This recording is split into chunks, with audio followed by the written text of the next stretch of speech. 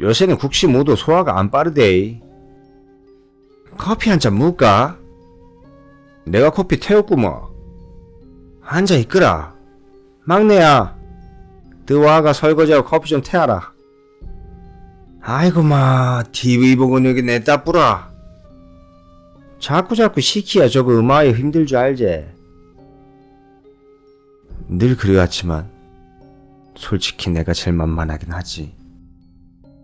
죽도록 귀찮았지만 어머니의 이야기를 가까이서 들을 수 있다는 두근거림에 경쾌한 발걸음으로 부엌에 들어갑니다. 옛날 호랑이 담배 피던 시절이라고들 많이 이야기하는데 진짜 호랑이가 담배 필 만큼 사람과 행동이 비슷한 적이 있었나 봅니다. 뭐 믿거나 말거나지만요. 계절은 여름이었고 잠을 자도 물 위에 떠 있는 것 마냥 몸이 나른하여 외할아버지께서는 마르지도 않은 목을 죽이시려 몸을 일으키셨답니다. 이때는 다시 저희 어머니가 어릴 적으로 돌아갑니다. 문제의 다리 위 경험을 했던 그 시절로. 돌아가실 때도 얼마나 힘들게 돌아가시는지. 돌아가시고 한 10년까지는 계속 꿈에 나오더라 카이. 난 또 우리 아버지 돌아가시고 한동안은 내도록 꿈에 나오대. 자는 내 느낌이 이상해가. 눈을 이래 떠보면 허리 숙이시고 뒷짐 지고 나를 너무 무섭게 내려다보고 이래가 결국 벽에 걸린 사진 치워봤어. 그래도 딸아들 구별 안하고 막내 저거 태어났을 때 얼마나 이뻐했는데. 옛날 집들은 거의 다 그러하듯이 어릴 적 저희 어머니 집도 초가집이라고 해야 하나요? 아무튼 그런 집에 사셨답니다.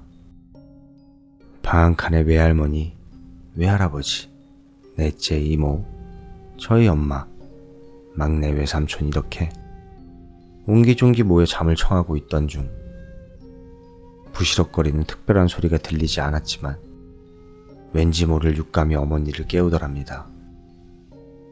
눈을 떴을 땐 혹시 꿈이 아닐까 하여 눈을 비비적거리시며 외할아버지께 초점을 맞추려 노력하고 계셨다고 합니다.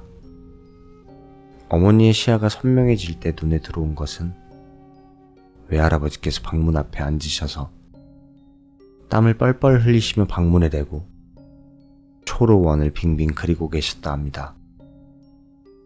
잠에서 갓 깨신 어머니는 외할아버지의 그런 행동이 기이하기만 하셨더랬죠. 그냥 가만히 지켜보고만 계셔야 할 듯해 숨을 죽이고 외할아버지를 계속 응시하셨다 합니다. 그것도 잠깐이지요.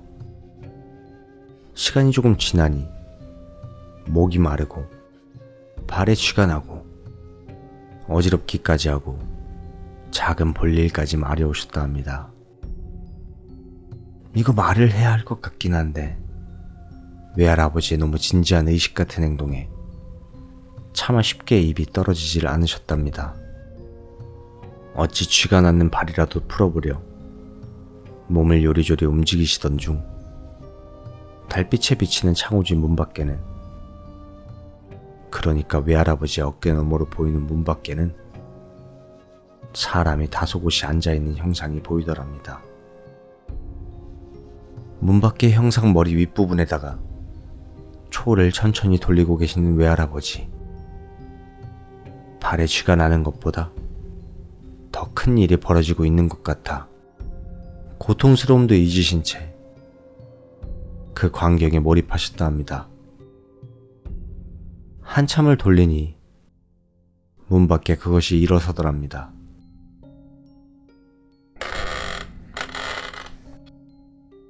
마루 갈라지는 소리와 함께 방문 바로 앞 마루를 왔다 갔다 하더니 다시 방문 앞에 멈춰서고 갑자기 엎드리더랍니다. 아래로 엉금엉금 기어 내려가는 느낌. 그것의 다음 행동은 시야에서 차차 흐려졌고 그와 동시에 외할아버지는 초를 돌리는 걸 멈추셨다 합니다. 방바닥에 뚝뚝 떨어지는 촛노. 눈에 보이진 않으니 소리로 동태를 파악해 보려고 하셨다 합니다. 여기저기 무언가 질질 끌고 다니는 소리, 흙을 살살 파는 소리, 흙 위를 사박사박 밟고 다니는 소리.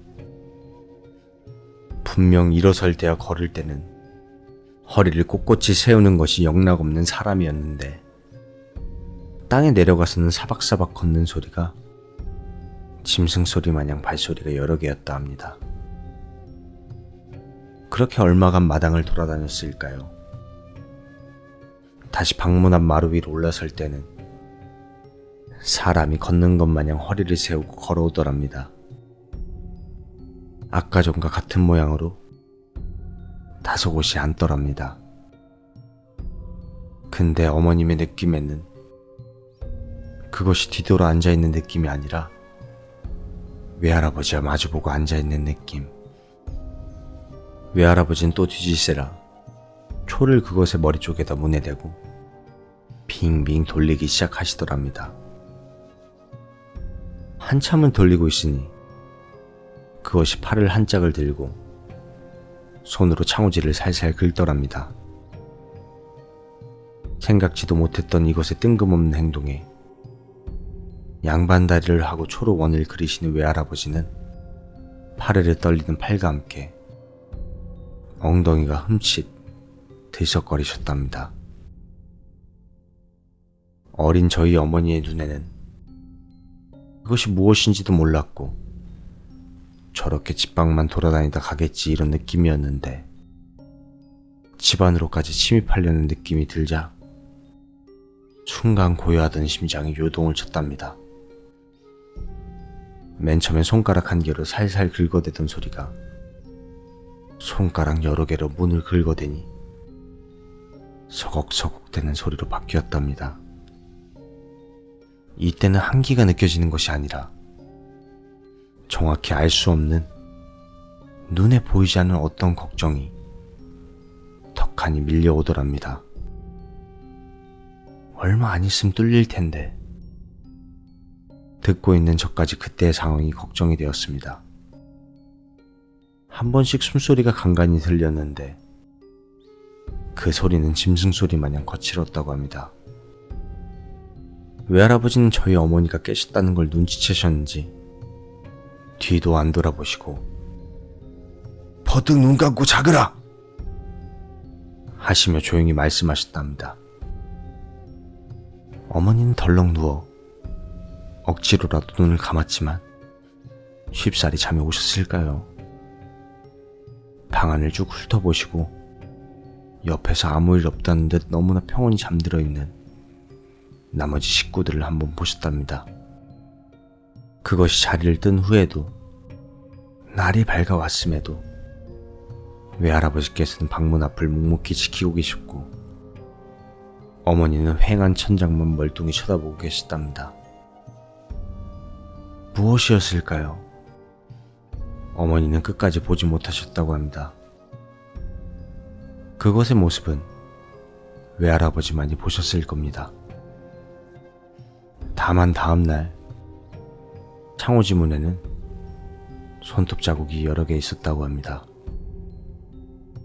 이때 저희 막내 외삼촌, 꼬꼬마 시절 동무들 중 한 명이 마을에서 갑자기 사라졌다는 흉흉한 소문이 돌고 있을 때였다고 합니다. 어쩌면 한 명뿐이 아니었는지도 모르겠습니다.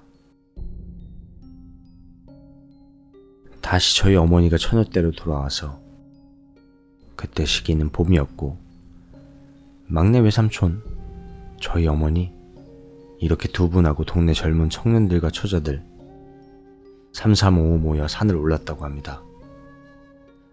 집을 나서기 전 정상 가까이 있는 큰 바위 쪽까지 절대 가지 말라는 외할머니 신신당부와 함께 말이죠.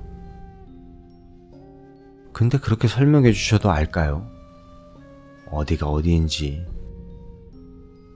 뿔뿔이 흩어져 산을 타던 중 막내 외삼촌은 저희 어머니 만류에도 불구하고 위험한 산 중턱까지 올라갔다고 합니다. 사람들의 발길이 잘 닿지 않는 그곳. 아마 외할머니께서 신신당부하시던 그곳이었나 봅니다. 막내 외삼촌은 큰 바위를 낑낑대며 오르고 있었고, 저희 어머니는 신나게 꽃도 꺾어보고 나물도 캐시다가 휑한 느낌이 들어 주위를 둘러보니 같이 왔던 사람들과 너무 멀어졌음을 늦게 아시곤 막내 외삼촌이 궁금하여 고개를 들어 위를 보셨더랬죠. 작은 바위에 발을 딛고 큰 바위에 매달린 채 한참 동안 내려오지도 않고 올라가지도 않으시는 막내 외삼촌이 이상하여 그쪽으로 다가가시던 중 막내 외삼촌의 바지 아래로 흐르는 소변 줄기를 보셨답니다. 무언가 이상한 것을 보셨던 거겠죠. 바위를 탈 줄 모르는 어머니는 그저 밑에서 이제 그만 내려오라고 다그치셨고, 막내 외삼촌은 요지부동이셨답니다. 몇 분이 지났을까요? 스스로 정신을 차리셨는지 눈물 콧물 빼시며 엉금엉금 내려오시더니 어머니 꽃 따고 나물 따던 그 자리에서 잠깐 앉아 계시다가 벌떡 일어서시며 누구야? 당장 내려가자. 당장 안 가면 죽는데. 그 말이 너무 다급하고 절박하게 느껴져서 둘은 그저 뒤도 안 돌아보고 걸어봐 나살려라 하고 냅다 달리셨답니다. 한참을 내려오셔서 집에 도착한 후 삼촌의 말인즉슨 큰 바위 위로 얼굴을 쑥 올려보니 동굴이 하나 있었는데 그 앞에 동굴 입구만한 큰 바위로 입구를 따로 막아놓았더랍니다. 그리고 입구만한 바위 위에는 어른이 입을 법한 옛날 한복 윗도리가 턱하니 올려져 있었는데 그 한복은 피투성이었답니다. 이때는 저희 어머니가 처녀 때이니 한복을 입은 시즌은 아니었다고 합니다. 그 주위에 작은 바위도 몇 개가 있었는데 그 바위 위에도 피칠가불한 한복이 몇 개 있었답니다. 일부러 피칠을 해놓은 것 같은 느낌도 들더랍니다. 경계, 다가오지 말라는 그런 경고. 그 이야기는 저희 어머니, 막내 외삼촌 입에서 젊은 청년들과 처자들의 귀에 들어갔고, 젊은 청년들과 처자들의 입에서 동네 어르신들의 귀까지 들어갔습니다. 그 근처에 오지 말라고 그래 놓은 기지 싶은데 범이 한지 알겠나? 라는 어르신들의 말씀과 함께 막내 외삼촌은 저희 외할머니께 호되게 야단을 맞으셨답니다. 그 깊은 데까지 들어가지 말라 안 카르나? 이유가 다 있어가 하는 말 아이가? 그리고 다 큰 막내 외삼촌께서 어린애 마냥 떨면서 이런 말을 하셨답니다. 그 바위 위에 얼라들 옷도 몇 벌 있었는데 우리 어렸을 때 같이 놀던 애들 중에 한 명 사라졌다 했는 아 있었잖아. 혹시 그 아도 우리 아까 갔던 거기 사라졌는 거 아이가? 열심히 커피를 타고 설거지를 하며 이지껏 들었던 어머니의 이야기들을 머릿속으로 천천히 그려보니 마치 딴 세상에 서 있는 듯한 느낌이 들었습니다. 몽롱했었죠. 내가 살고 있는 이 세상에 저런 일도 일어날 수 있는 거야? 라는 생각과 함께 가슴이 퍽퍽했습니다. 아야, 커피 너무 달다. 그래도 잘 마시대 이 막내야. 오늘 너그 집에서 이것저것 많이도 주워 묻네. 뭐 자다락 대접한 것도 없는데. 걔 안타. 내일 저녁 때 우리 집에 너그 아저씨랑 오느라. 우리 아저씨랑 같이 두루치기에 술 한잔 하자. 조금 있으면 너그 아저씨 오시겠다. 갈라고? 지금도 이따가지 와. 너그 아저씨 퇴근할 때 내 마주치면 이때까지 너그 집 있었다고 안 좋아한다. 그나저나 얘기 들은 것 때문에 잠 다 잤다. 막내니도 내 고기 먹으러 오느래. 멀뚱하게 서있지 말고 아줌마 가는데 인사하거라. 안녕히 가세요. 어머니는 아줌마를 현관문까지 배웅하시곤 욕실로 향하시며 방에 들어가가 흰 빨래거리 갖고 나온나 락세 좀 치대자. 어머니의 명령대로 흰 빨래거리만 욕실로 갖다 드리고 나머지는 세탁기에 넣었습니다. 사부작 사부작 빨래를 하시는 어머니의 입 밖으로 구슬픈 노랫소리가 자그마하게 들렸습니다. 가도 아주 가지는 않노라심은 굳이 잊지 말라는 부탁인지요. 외할아버지의 뒷이야기다. 당신 자나? 아직 안 자예. 와예. 그날 내 한숨도 못 잤다 하는 날 잠을 자도 물 위에 떠있는 것 마냥 몸이 나른하고 목도 안 마른데 목을 죽일까 소변을 볼까 하다가 요광을 가지고 들어오시려고 문을 빼꼼히 여는데 마당 마루에 어떤 이상한 것이 자기 집 마루 마냥 턱하니 드러 누워 있었답니다. 도둑놈이 뭐 훔치려다가 마루 위에서 잠이 들었나 싶어 얼핏 보시니 몸에 털이 수북해 저것이 짐승이구나 하셨지만 얼굴을 하늘 쪽으로 살포시 돌리자 달빛에 비친 그 얼굴은 사람과 짐승을 섞어놓은 듯한 요상한 형태의 눈살을 찌푸리셨답니다. 손발도 일반 짐승처럼 넓적하지 않고 가늘었답니다.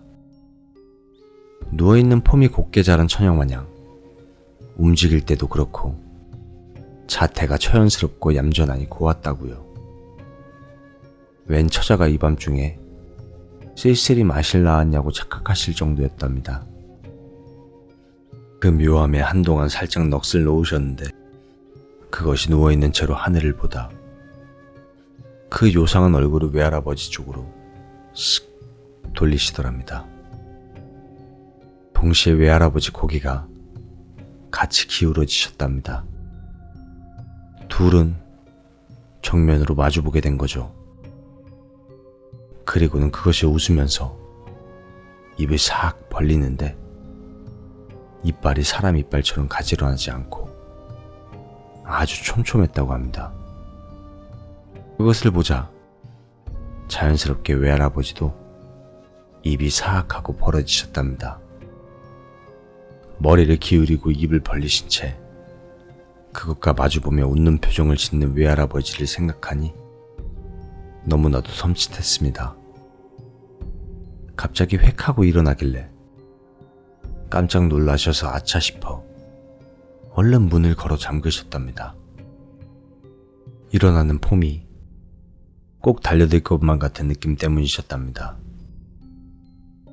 그때부터 정신없이 성냥을 우르르 쏟아내 초에 불을 붙이셨답니다. 동네에서 어떤 어르신이 혹시 범 같은 것이 보이면 뒤통수에 대고 초로 빙글빙글 돌리라고 하시던 당부 때문이었죠.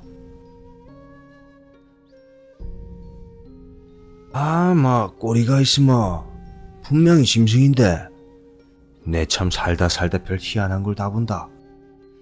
아이고 이제 아프소. 자꾸 생각하면 뭐합니까? 또 찾아올까 싶어 가는 기지. 내 생각이 범범 가는 게 그기지 싶어. 외할아버지께서는 그것을 보신 며칠 후 다들 자려고 옹기종기 누워 있었는데 외할머니께 하시던 말씀이었답니다. 그 시절의 범, 그냥 단순한 짐승의 일종이었을까요?